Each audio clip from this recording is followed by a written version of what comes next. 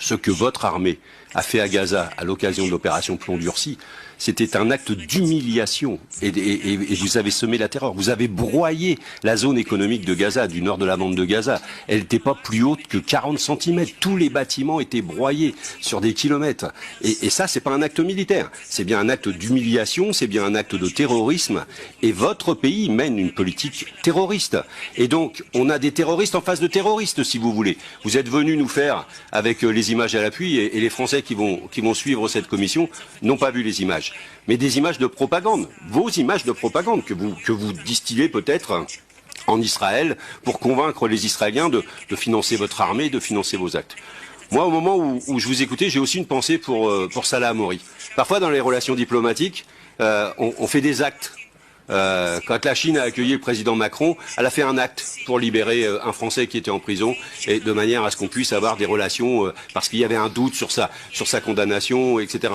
Et aujourd'hui, vous faites pas d'acte. C'est-à-dire Salah Hamouri, il en a repris pour 6 mois. On ne sait toujours pas pourquoi. Vous prétendez une démocratie, mais vous enfermez les gens sans les juger.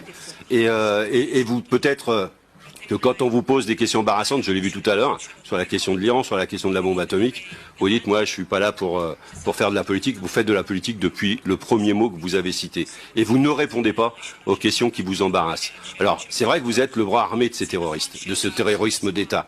Et donc, c'est compliqué pour vous de venir nous expliquer. Et je pensais que vous alliez faire ça. Heureusement, vous avez eu la dignité de ne pas venir nous expliquer pourquoi vous avez tiré sur des petits garçons ou sur des petites filles, pourquoi vous avez utilisé des armes qui font des dégâts dans les chairs des personnes, pourquoi vous avez agi de cette manière.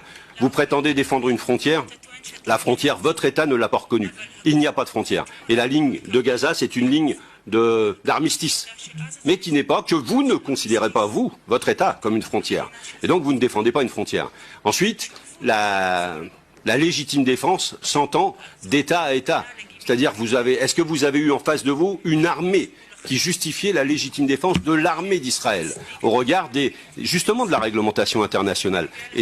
C'était pas le cas.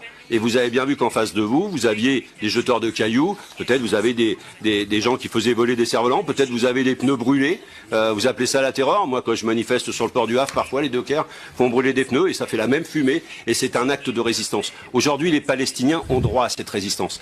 La résolution des Nations Unies les autorise à ce retour. Les autorise, je termine Madame la Présidente, à retrouver leurs terres. Aujourd'hui, la question qui est posée, c'est le chemin pour la paix, c'est entendre ce peuple palestinien qui ne peut pas rester cantonné dans le ghetto de Gaza. Vous devez les sortir, ils doivent pouvoir retrouver leurs terres.